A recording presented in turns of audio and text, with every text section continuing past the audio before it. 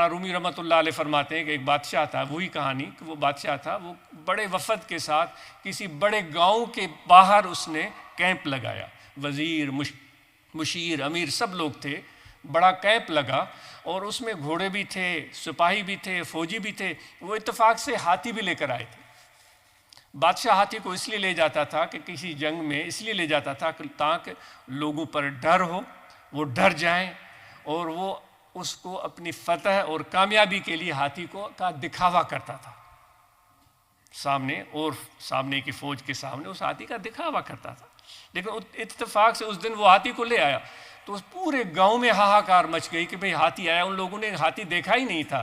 تو اس گاؤں کے ایک چھوٹے کونے میں نابینا لوگوں کی ایک کمیونٹی رہتی تھی، سب نابینا تھے۔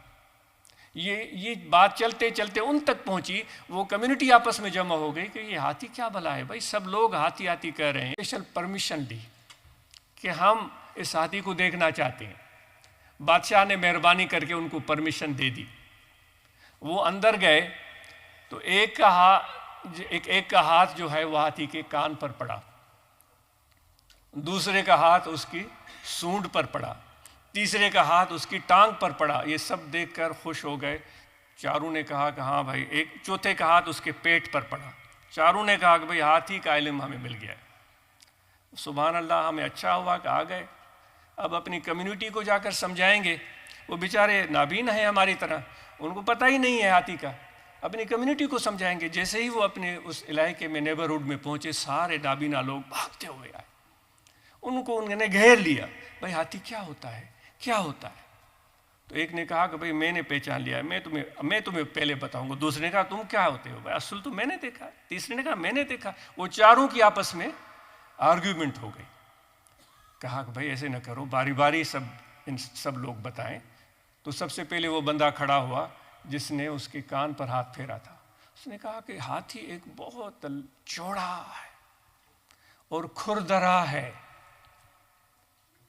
بہت چوڑا ہے اور کھردرا ہے، جس طرح قالین ہوتا ہے نا اس طرح ہے۔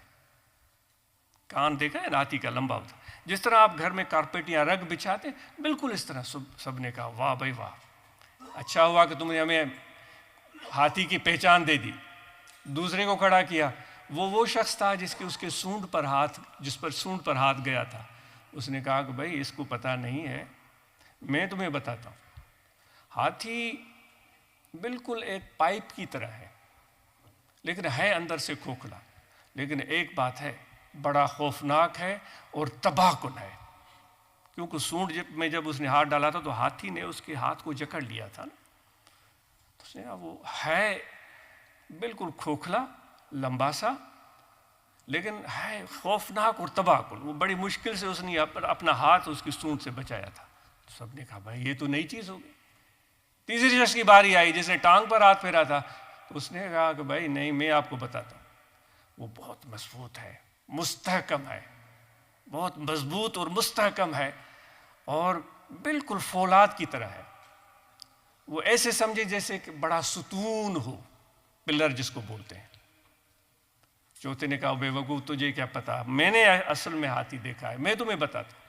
اس نے کہا بھائی نہیں، اصل یہ تھا کہ وہ بالکل ایک سپاٹ سا ہے اور دور تک ہے، چلا جاتا ہے، اور ایسے سمجھے جیسے کہ دیوار ہو۔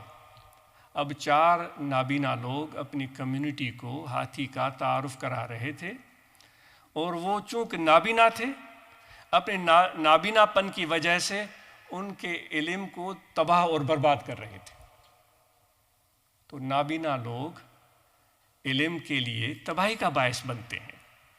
وہ علم پہنچانے کے بجائے یہ کہہ سکتے ہیں علم نابینا لوگوں کا ساتھی نہیں ہے، نابینا لوگوں کا ساتھی نہیں ہے، کیونکہ وہ ادراک نہیں رکھتے۔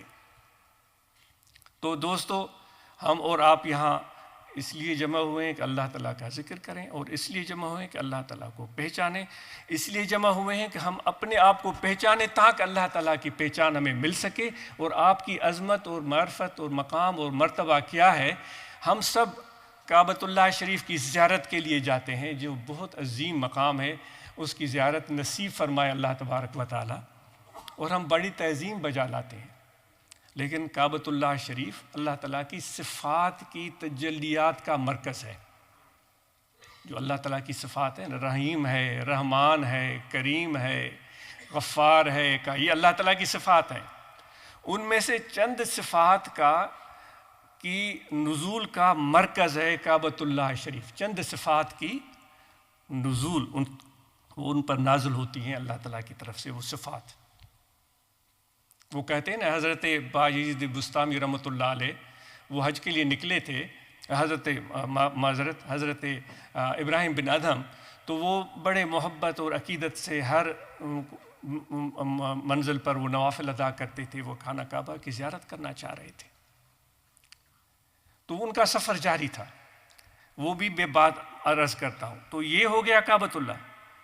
لیکن آپ کو پتہ ہے اللہ تبارک و تعالیٰ نے ایک جگہ شاید فرمایا ہوگا یا نہیں فرمایا ہے، وہ میرا گھر ہے. یہ اللہ تبارک و تعالیٰ نے فرمایا ہو، یہ چیک کریں آپ. میں وہاں رہتا ہوں، یہ فرمایا ہو، یہ آپ چیک کریں. لیکن آپ کو پتہ ہے ہم کس پر بات کر رہے ہیں کہ ہم اپنے آپ کو پہچانیں. آپ سمجھیں نا، پہلے گفتگو کا جو تھا وہ ہم اپنے آپ کو پہچانیں. لیکن اللہ تعالیٰ فرماتا ہے کہ مجھے زمین نہیں سما سکتا، مجھے آسمان نہیں سما سکتے، مجھے عرش اور کرسی نہیں سما سکتے. اے مومن بندے، میرے دوست، تمہارا دل میرا گھر ہے. اب کعبۃ اللہ کی عظمت اپنی جگہ، لیکن اے میرے انسان، میرے دوست، تمہاری عظمت کعبۃ اللہ سے بڑھ کر ہے. کیونکہ اللہ فرماتا ہے کہ تمہارا دل میرا گھر ہے. ایک جگہ نہیں، کئی جگہوں پر. لا یسینی ارضی ولا سمائی ولیکن یسینی قلب عبدی المومن. آسمان نہیں سما سکتے، زمینیں نہیں سما سکتی، عرش نہیں سما سکتے. من نہ گنجم ہیچ در بالا و پست. رومی کہتا ہے در دل مومن بگنجم ای عجب، گھر مرا جو ہی دروں دلہا طلب. میں نہیں سماتا آسمانوں میں نہیں رہتا زمینوں میں نہیں رہتا پہاڑوں میں. اگر میں رہتا ہوں تو اپنے مومن بندے کے دل میں رہتا ہوں. مجھ سے ملنا چاہتے ہو؟ وہ کہتا ہے پھر ان کے پاس بیٹھو تو میں تمہیں ملوں گا. اور کتنی آسان چیز ہے، اور ہم اس کو کس تناظر میں کس طرف لے جاتے ہیں.